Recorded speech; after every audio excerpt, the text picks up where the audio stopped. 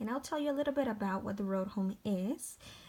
So it's pretty much a variety of programs through both the Midvale and Salt Lake Shelter, where they help out those who are homeless.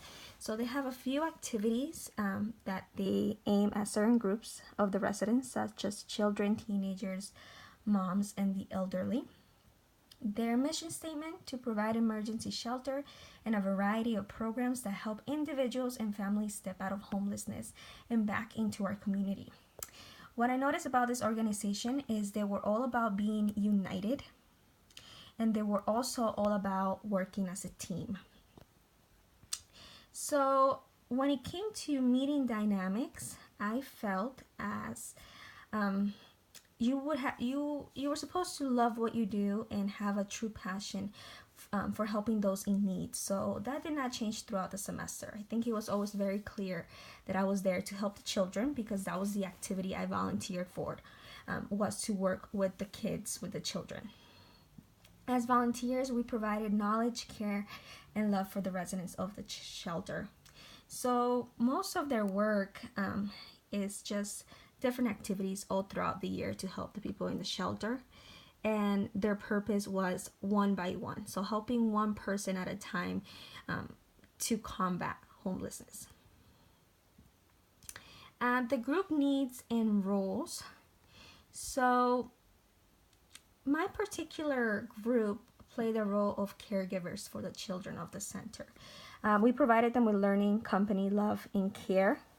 We receive tools and resources from the shelter itself to be able to provide these things, such as proper space, books, toys, and the opportunity for parents to place their trust in us in order for us to take care of them.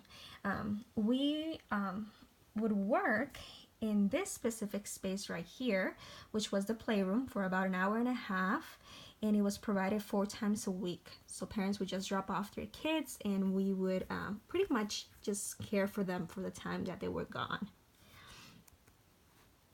The power and leadership that I noticed in this organization is power was pretty much distributed equally among all the staff members of the shelter, including the volunteers. So everyone had an opportunity to express their opinions and give ideas to improve the shelter. Volunteers, specifically because they ran all the activities, they displayed leadership in each activity that they were part of. And I learned that most of the power came from, higher up officials, government officials, which were the ones that made up all the big decisions of the shelter. So volunteers, they all displayed leadership. The staff, they were really good at exerting their power with the residents to help them the best way they could. And officials would host different conferences to talk about the things that were going on at the shelter. Problem solving at the shelter, I did see a lot of the skills that we talked about in the textbook being placed, and I placed them myself there when I was volunteering. We would always analyze problems, come up with possible solutions, and we would eventually evaluate them and come up with the best one in order to make things run smoothly at the shelter. Their culture was very open-minded and willing to help. Everyone who is part of the shelter is aware of the role that they play and why they're there. They all have developed certain norms and rules to help the residents of the shelter the best way possible, and it's a very friendly and lovable community made up of the staff, volunteers, and all the shelter residents. I really thought that they were like a family at the end of the day. The only thing I would recommend is better communication between the staff, the volunteers, and the residents themselves, as well as problem-solving skills needed to be worked on a little bit. Resources and tools needed to be improved, and overall communication needs to be improved in order for the shelters to run a little bit more smoothly.